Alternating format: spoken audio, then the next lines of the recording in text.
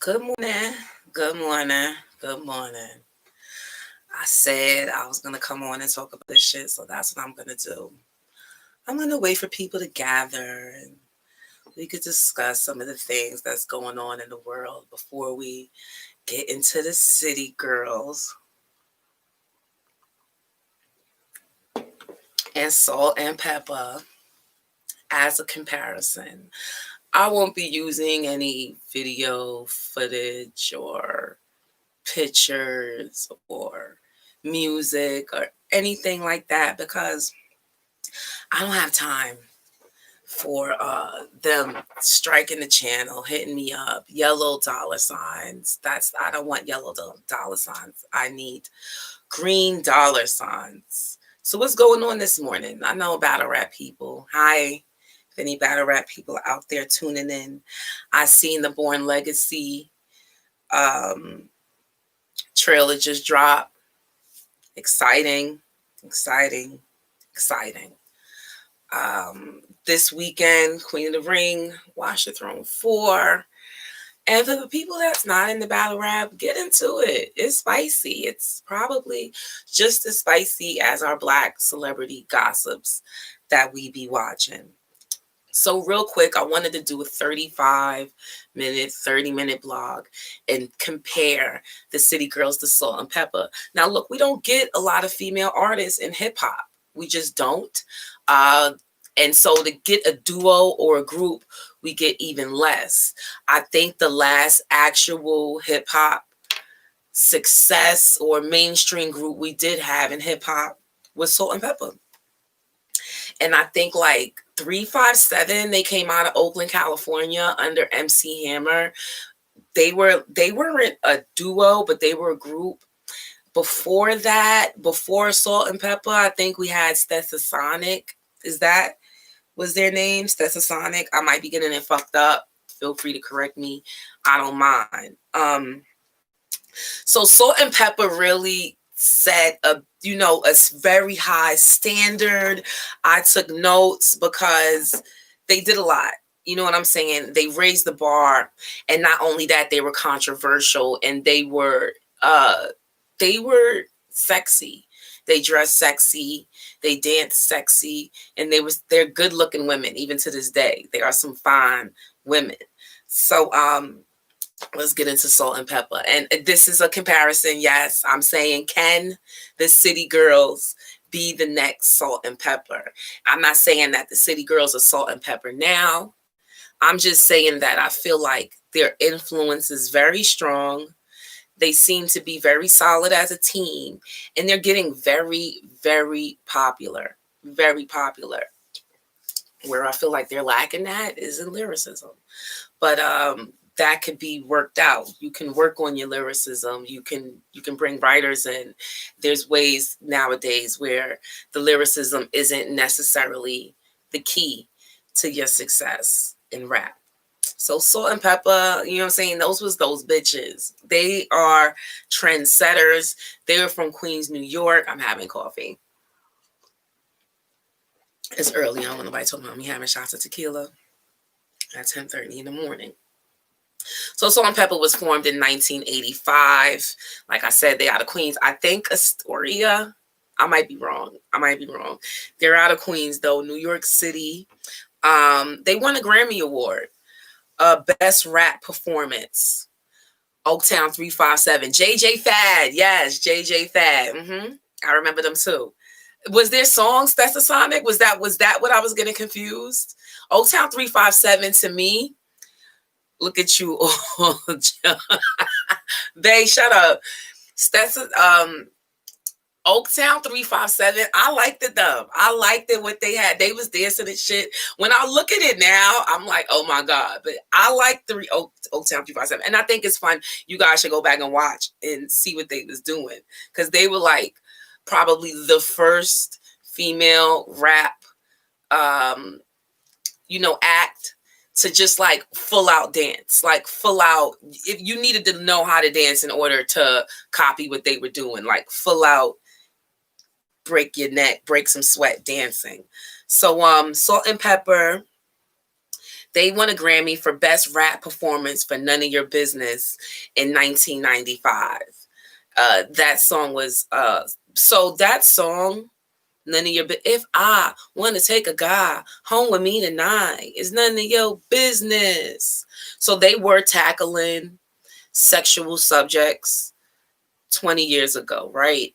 But the way they did it, it wasn't so raunchy. It wasn't so raw and uncut. It wasn't so much mentions of, pussy. Like, I don't think Salt and Pepper ever used the word pussy in their songs. I'm pretty sure of it. I'm gonna Google City Girl lyrics just so we can have something to go back and forth against. Salt and Pepper also won 3 MTV Video Music Awards in 1994 for What a Man. Best choreo, best dance video, best R&B. They didn't even know what to do with Salt and Pepper. They didn't even know what to do with them. Supersonic by JJ Fad. Okay. I don't know where the fuck I got Stetsasonic from. Y'all know I smoke a lot of weed because I don't know where the fuck that came from. But look, Salt and Pepper, they were like a package though. Gio, what's good, bitch? We could have did a Zoom fucking together. You could have co-hosted with me. After this, I gotta call you. After this, I'm calling you. So, because I like what Gio has to bring. Y'all gonna love her. Y'all gonna love her. So, CD Girls will never have a song like that. Listen, I think it might be possible, babe. It might be possible. So this is what I'm saying. Salt and Pepper out the box were like real entertainers. They were rapping, they were performing. When was the last time, like, because now we have Meg Thee Stallion, but Meg is starting to step into choreo, right? But Salt and Pepper was there already. They were already there. They already knew what they needed to bring. None of your business. Do you remember that fucking video? Do you know, like, that's kind of what inspired TLC and Creep, in my opinion? Like, do the research. I'm not going to play I'm just going off of what I remember. None of my business. They had the satin things on with the dresses. They were sexy. Listen, they were setting trends early in the game. And None of Your Business was in 1995. 1995. That's what they won the Grammy for. My fault. They won the Grammy for but honestly, None of Your Business was a good song. And this is what I think sets them apart from what the City Girls are doing. None of Your Business was more of a tale of sexual liberation and just being asked, not to be judged. Like, if you're going to judge me, why don't you judge yourself in the same way, right? They're looking for equality. And then the message, they're just saying, basically, like, if I'm not bothering you, I know the words. Meg is shitty. Yes, babe. Meg is very one-dimensional when she raps. But Salt and Pepper definitely had a message behind what they were saying. They were saying, as long as they weren't bothering you, what does it concern you who they're sleeping with? And it came across sexy, and it came across ladylike, grown up. Still, it was grown up, but it wasn't as raunchy as what the City Girls have to say. So What a Man was just what a man. They were uplifting Black men, basically, in my opinion.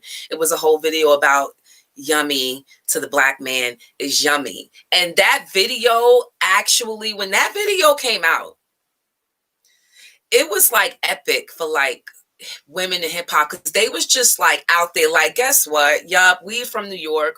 We light skinned and curvy with braids. We're gonna do this video right here. I think they might have been on Coney Island Beach, child, but it was just a moment for women because they were just very confident and delivering these songs. But like I said, they weren't raunchy. There was no mention of the pussy. There was no mention of the dick. They did not mention these, they didn't use that language. Easy's calling me. Can I put you on speaker or no? Okay. So Google another beauty supply shop. I'm sure they got one out there.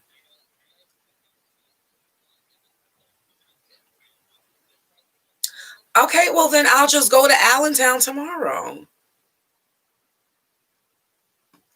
I mean, that's the only thing we could do. Or just order it on Amazon and see if they have any next day ones. Okay. They were trendsetters.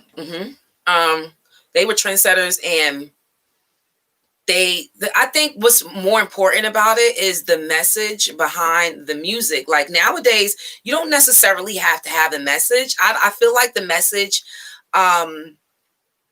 generally is I got money, I know how to have sex really good, and I'll kill you. I feel like that's the general message overall. You know what I'm saying? And in those days, even their hairstyles, yes, because listen, I wanted every last single hairstyle, whoever was. Oh, and I'm high. Let's not forget that. And I'm high. Yes, I will kill you. I'm high. I get money, and I know how to do sex. That is the message that's going out nowadays. Whereas back then it was more like, hey, why don't you mind your business? Hey, why don't you tell your mom to mind her business? Hey, I'm the dirtiest person in Staten Island. Look, I'm the Method Man. You know, it's just like everybody had their own identity, and copying someone was like the worst thing you could ever do in hip hop. Now it's kind of like, I want to sound just like you, and I want to look just like you. Like literally the women on Instagram all have the same face and the same body. It's weird. It's like we're taking this Barbie thing too fucking far. But yes, Salt and Pepper was like, they bleached their hair, they bleached jeans, like you don't understand. They were just so epic. So I think that the City Girls are epic in their own way. You know what I'm saying? I think that they're epic in their own way as well. This is the issue that the problem is, hold on guys, I'm sorry. Yes, babe. Babe, what's up?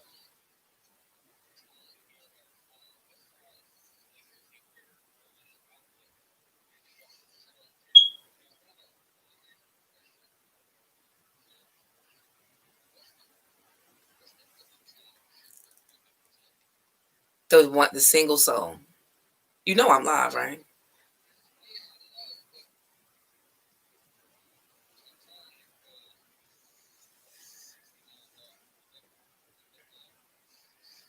I don't think so, because he wears a size bigger than me, right?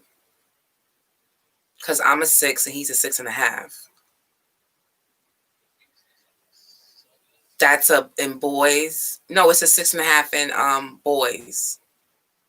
Or is it? Yeah, it's a 6.5 in boys. Because men start at 7. They're a little wide, in the front. Huh? Are they? Is the double sole?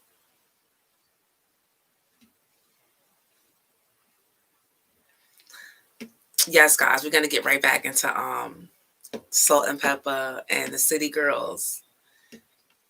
Okay, so I think that the City Girls are very influential. So the issue to me is the message in the City Girls song. So there's not any. We need a cautionary tale. You know what I'm saying? JT went to jail for scamming. She went to the feds for scamming. She got caught. Influential in a bad way. I'm not gonna. Okay, so right, it's not progressive. Now the getting money and looking nice and looking feminine is great. But you guys are not really explaining how you're getting to the bag besides like the details of your vagina, right? So besides being a bad bitch, there's not like really no other blueprint or like no variety of getting to the money.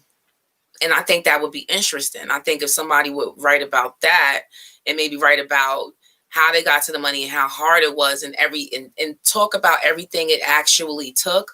Like for instance, Dream Doll teased us with realness, right? Because she gave us an album cover with her on a surgical table, with the cutout shit around, showing that she did plastic surgery.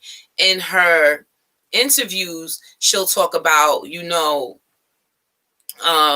what made her get plastic surgery was which her self-esteem was low, and the guy that she was messing with would like make little comments that made her feel self-conscious. Hold on, y'all, it's easy again. What's up, babe? Oh, sorry. Only during yeah, those are,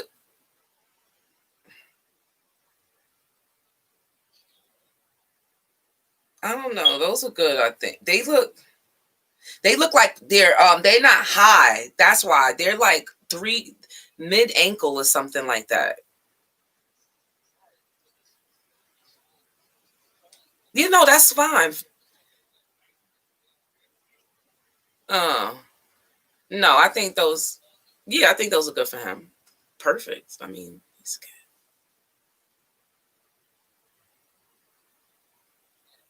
Okay. Let me read some of these comments. They style as a copycat from Trina. They all from the same area. Good morning, CEO Kenrick. Um, well, they say that they're influenced by Trina. They tell us that. This shit is turning green and shit, and y'all, I don't want to turn this other light on, but yeah, maybe it'll stay more focused like that. Um, Yeah, I mean, a lot of the girls are influenced by Trina and Little Kim, and Trina and Little Kim were fun. They were shocking, but again, what content did Trina ever really have? I mean, I salute to her and all of her hard work, but what real content did she ever give us besides like she's a bad bitch? We're talking about, is it possible for the City Girls to be the next Salt and Pepper? You know what I'm saying? And I do think it's possible, but I think that they have to be willing to, say, I want to write about something different. You know what I mean? They got to be the ones to be like, this is not what I want my legacy to be. And I think that's what the problem is. Like, they think that everybody's so stuck in this one formula. Like, you would think that there's one crowd. Like, you would think that there was one cool crowd when really there's so many cool crowds. Like, there's a doctor group of cool crowds. There's a working group of cool crowds. There's just all levels of coolness. So why wouldn't hip hop be like that? Why would we need like one kind of girl that's gonna be like to the top? Why do the girls have to talk about how valuable they think their vaginas are for it to mean something? They have to mature as artists while they're young. Material has to be more versatile. Salt and Pepper were giving us these ideas. They weren't young when in 1994, because they came out in 1985. You know what I mean? They were young-ish, but I do get that too. And that's why I'm saying, can they? You know what I'm saying? It's a question. And I feel like they can. Who do you guys think is the nicest out of the City Girls? JT or Miami? I want to know. Who do you guys think is the better rapper?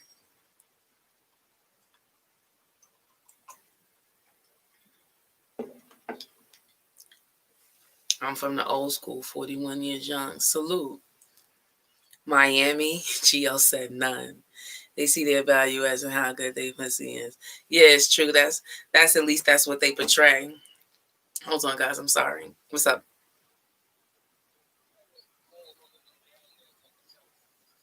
Okay.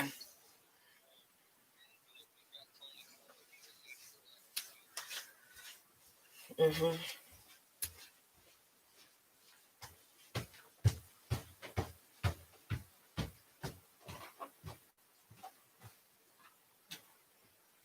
Howdy.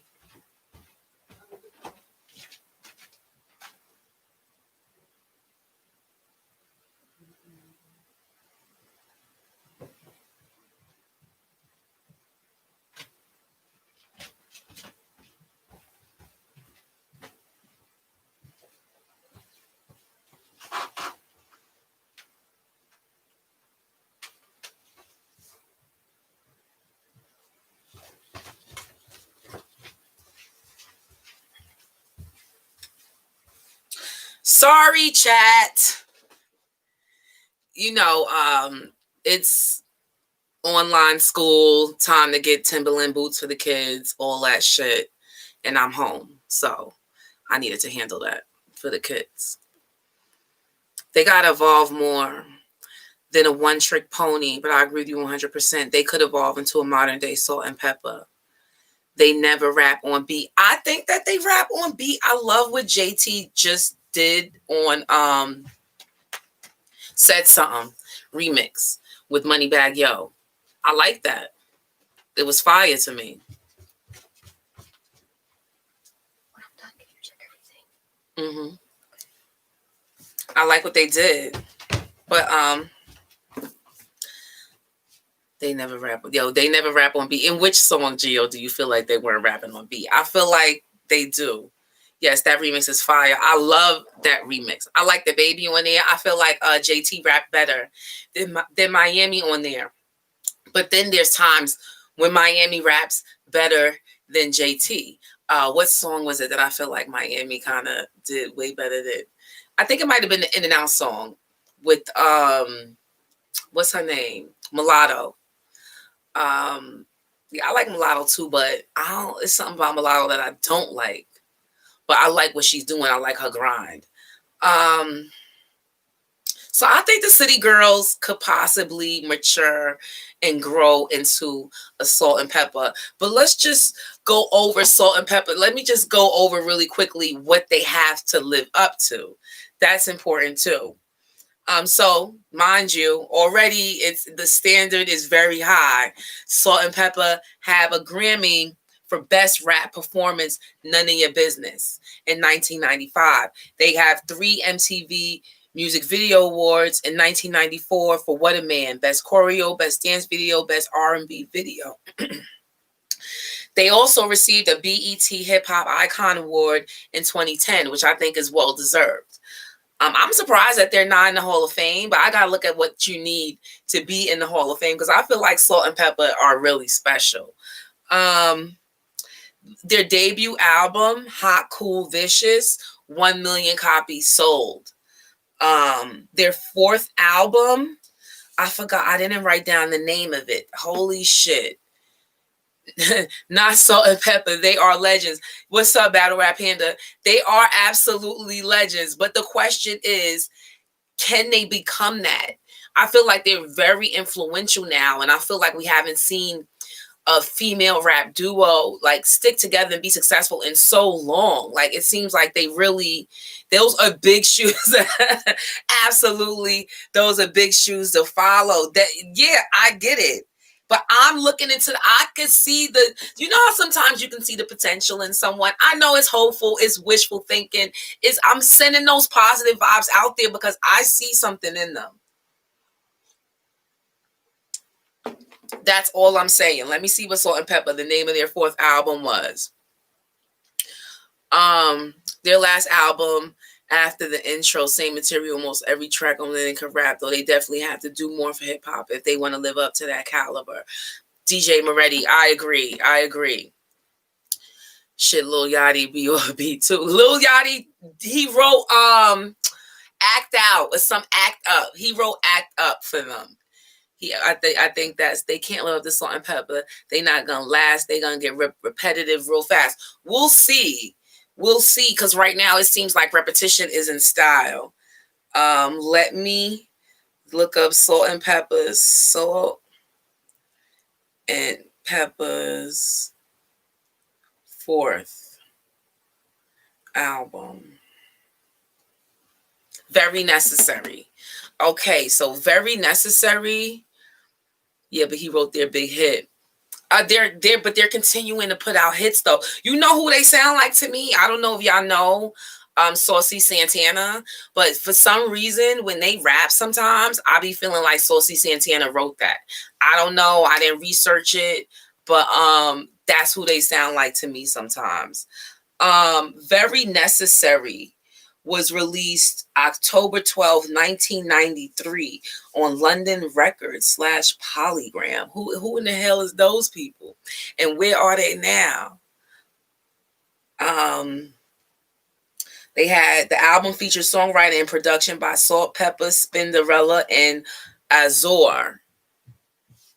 I like the way I like what City Girls did on Cousin Stiz album. I gotta go check that out. When Tramp came out, that was like 1970. Yo, when Tramp, oh man, let me say, Salt and Pepper do got some classics. We got to talk about it. Like Tramp, it's like it was fast then. It was considered spicy then. It was good, but it's they still kept the fucking class, but they was still sexy, fine ass binges. Like they was fine as hell. Homegirls, attention, you must pay. So listen close to what I say. Yo, that shit, Peppa's delivery, don't take this as a simple rhyme. Yo, it's just everything about they had them bitches could battle rap. Like if they were ever interested in battle rapping, they would be able to battle rap. That is that shit. Yo, remember, what would you do if a stranger said, would you diss him or would you reply? Do a media go. Yo, and they were rapping, if you answer, there is a chance that you'll become a victim of circumstance. So look, in the same instance of them being sexy, because I remember I could imitate rappers really well. When they were in lace, hair was cut, they was grown, they was in the bar, you seen their bodies and all of that. But within that song, it was like, bitches, even if you give this nigga a shot, it's a chance that you're going to be dealing with a fuck boy. That was the message of Tramp. That was the whole message. Like, yeah, we some sexy ass motherfuckers, but we ain't stupid. Herbie Lovebug was writing they stuff for them. Yes, he was. I remember that. Didn't he discover them in Sears or something like that? I think they were discovered in Sears. And didn't they have a falling out? I think Salt was messing with him and there was like some sort of entanglement.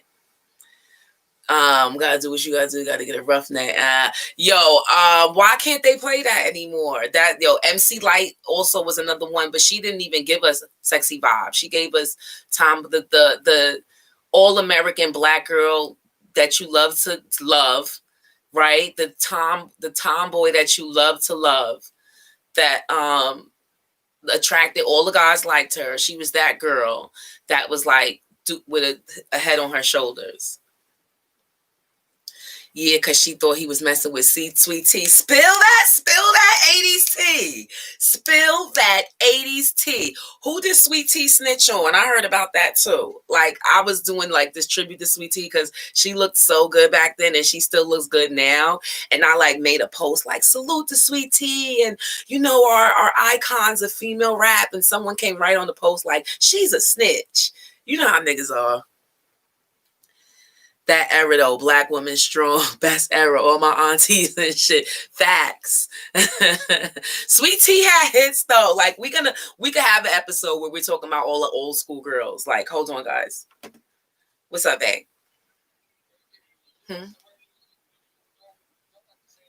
Yeah, we were the same size. And women's and six and boys.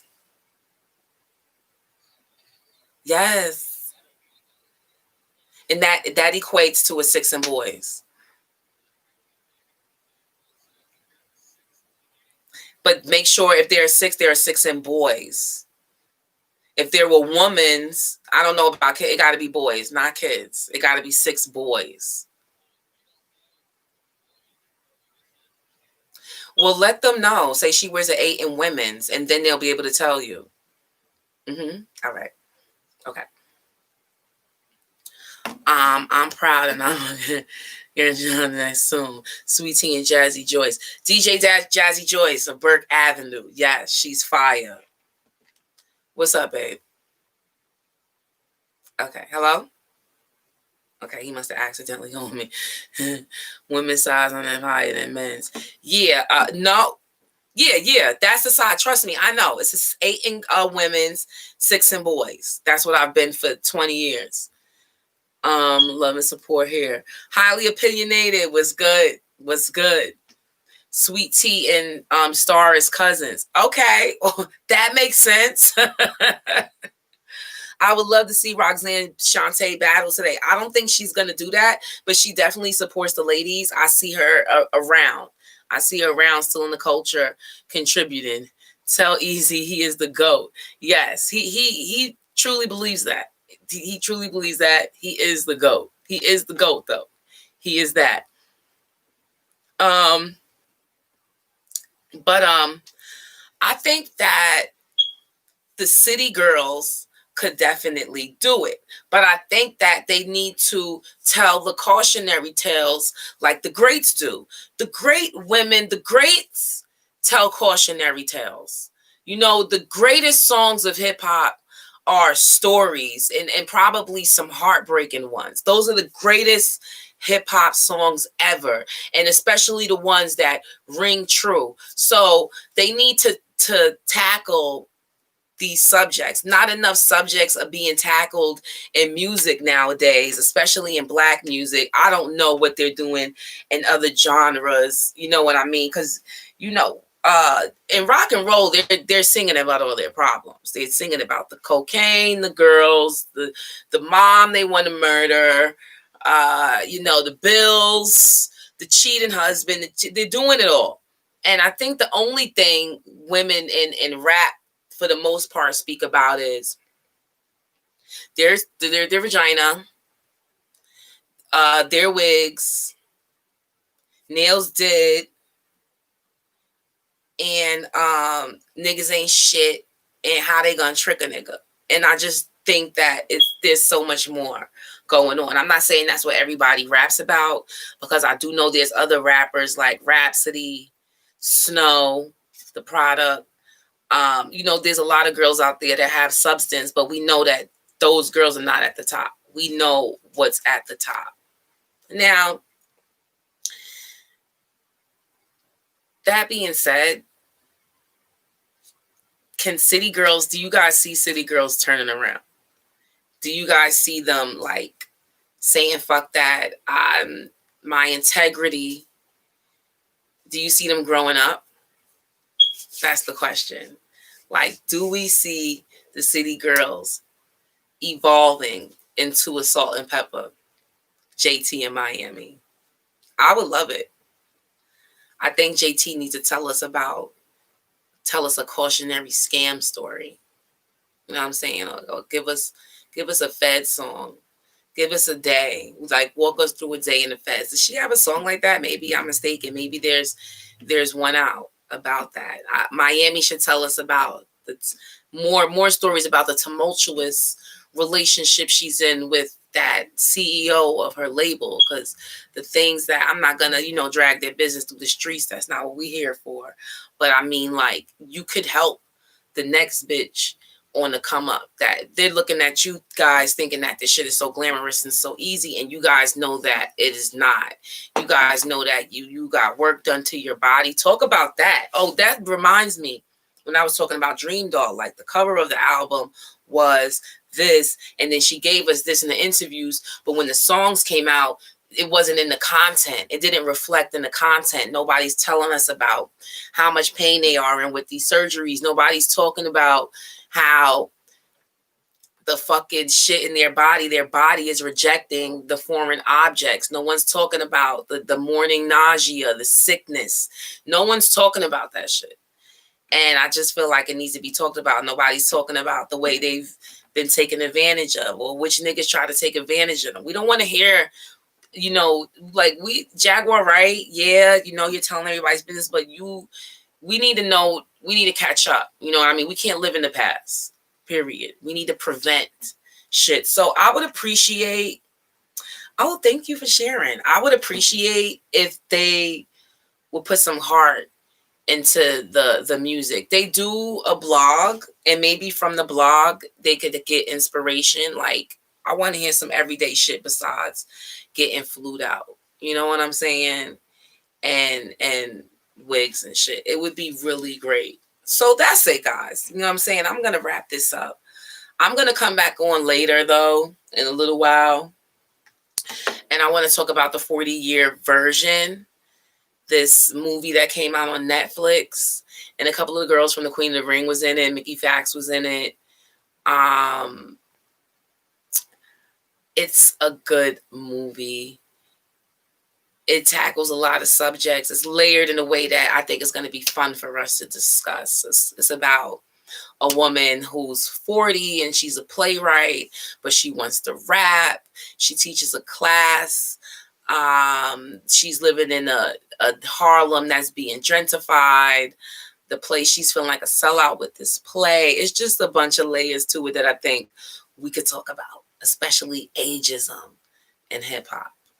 So I'll see you guys later. I'm not gonna promise a time because, you know, I'm not good at that. I'll make a promise when I can keep one.